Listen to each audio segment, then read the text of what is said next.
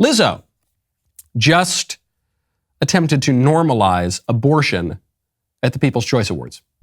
I'd like you to meet Amelia Bono, co-founder of Shout Your Abortion, who is working to normalize abortion, increase awareness of abortion pills, and motivate people to work in support of abortion access in their communities. Make some noise.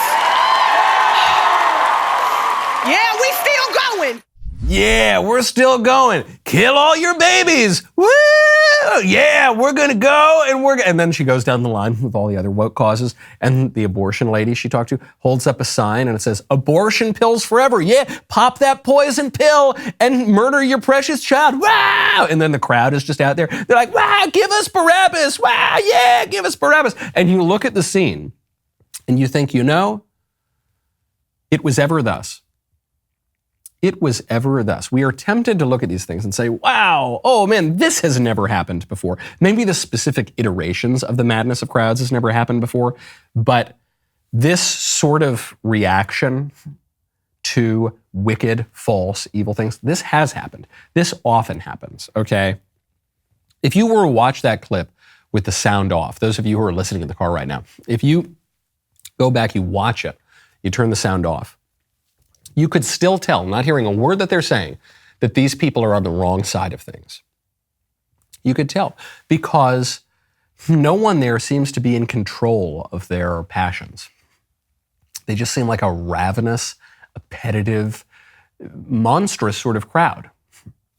There's Lizzo just screaming and kind of gesticulating wildly everywhere. She's obviously not in control of a lot of her life.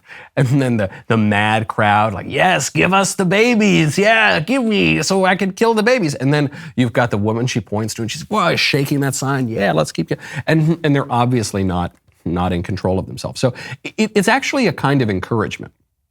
When you look back and see how the truth has been treated throughout history, it is an encouragement to those of us who are living today. And we say, wow, no one's ever had it this bad. Well, look what they did to Socrates, okay, who said a lot of true things. Look what they did to Jesus, who is the truth.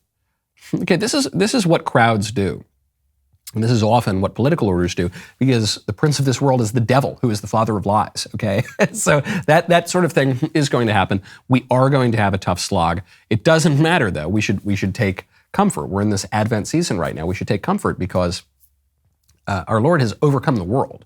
Okay, we know how the story ends. The story ends happily, but there will be a lot of tribulation in the meantime. There will be a lot of challenge in the meantime. It's okay. That's a good thing. All right, it's an honor to be born into a time of great challenge and great tribulation. The way that we are going to have success, the way we are going to overcome these things, is, well, to be sort of childlike. It gets back to what John Kennedy's comedy routine there. It gets back to the wisdom of Norm Macdonald.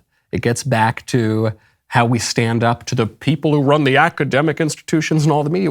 We just ask kind of simple questions. We say, I saw your whole scientific presentation. I listened to your whole lecture about how 12-year-olds need to be indoctrinated into weird sex toy stuff and how boys are actually girls and how we need to kill all of the babies and how the sun monster is going to eat us all in 5 years. But but is that real? Doesn't make a whole lot of sense to me. I think I'm going to stick with the good old-fashioned way of doing things.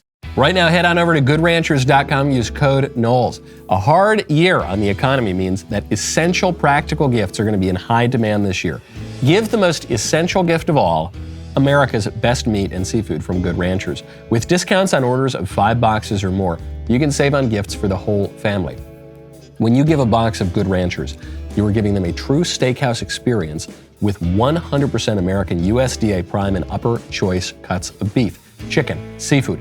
Other meat delivery companies, and even your local grocery stores, import lower quality meat from overseas. Do not give your friends and family less than America's best this year. Not sure what to order? Good Ranchers now offers gift cards so you can let your friends and family members choose for themselves. Or give the gift of a subscription and you can inflation-proof someone's meat budget. Go to GoodRanchers.com, use code Knowles, K-N-O-W-L-E-S, at checkout to get $35 off your gift. That is GoodRanchers.com, code Knowles for $35 off. Good Ranchers, American meat delivered. There's a writer and producer for Grey's Anatomy who's in the midst of a big scandal right now. This woman has just been exposed as having made a whole bunch of claims about her life that turned out not to be true. So this woman has claimed, this woman's name is Finch. Finch. Forget what her first name is. No, it doesn't really matter. She's a writer-producer on Grey's Anatomy, very popular show. And she had a real sob story. She said that she had cancer. Very bad. And an abortion. Oh, that's very bad too. And a kidney loss. Oh, that's very bad. And then her brother killed himself. Wow, that's very bad. And then she had to take a leave of absence. And you think, man, I mean, I know when it rains, it pours. But this lady, she's like Dr. Doom over here. Everything just keeps going wrong for her. She takes a leave of absence. Ultimately, she resigns from the show. Turns out it was all fake. She just made all of it up. She said, quote, "When you get wrapped up in a lie, you forget who you told. What you said to this person and whether this person knows that thing. And that's the world where you can get caught." She just kind of came clean in this long interview with the Ankler. So I don't need to worry about that now. How did it all start? It started because she got a knee injury. That was the real part. It wasn't that she got cancer and an abortion and lost a kidney and her brother killed himself. The real issue is she hurt her knee a little bit. And then she said instead of getting addicted to medication, she became addicted to all the attention that she was getting, all the care, all the pity and sympathy that she was getting. And so as she recovered, she started to lose that attention and that sympathy. And she was so desperate to get it back that she made up all of these problems. This all started to unravel when she met this woman, Jennifer Beyer. It turns out this lady, Finch, is a lesbian. And so she meets this lady and then they have a romantic relationship together. And the lady says, hey man, hey lady, you're lying. You gotta come clean about all of this. And she does come clean. So obviously, look, this is a very troubled woman. She's got all sorts of confusion in all parts of her life. But it's not just her. This is the whole culture. The whole culture exalts victimhood. We know that. I'm not saying anything you haven't heard before. Victimhood carries currency in our culture. That is why we're told that white people have privilege and black people are oppressed, and why we have so many instances of white women pretending to be black. Let's just go with the premise for a second that there is such a thing as white privilege and there is such a thing as black oppression in America. Just go with them for a moment.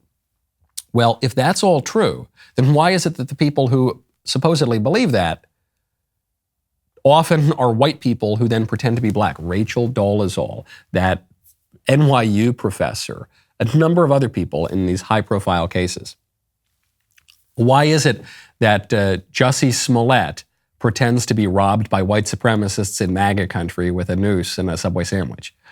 Why is it that virtually every time you see a hate hoax on campus, racial or sexual, it turns out to be just that. It turns out to be fake. Whenever you see the N-word written on a dorm room wall, guess who wrote it? 999 times out of 1,000, it's going to be the black student himself.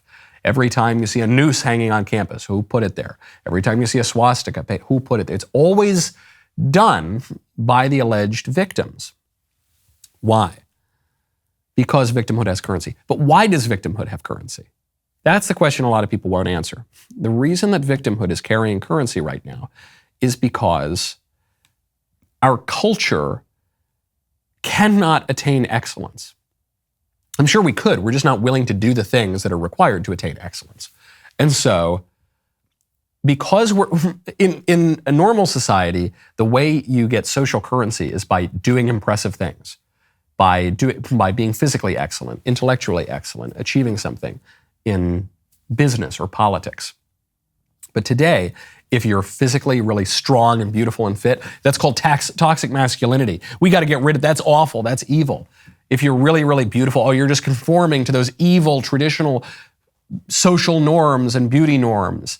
If you build a big successful business, you're a greedy, evil capitalist. You probably only got that by exploiting people.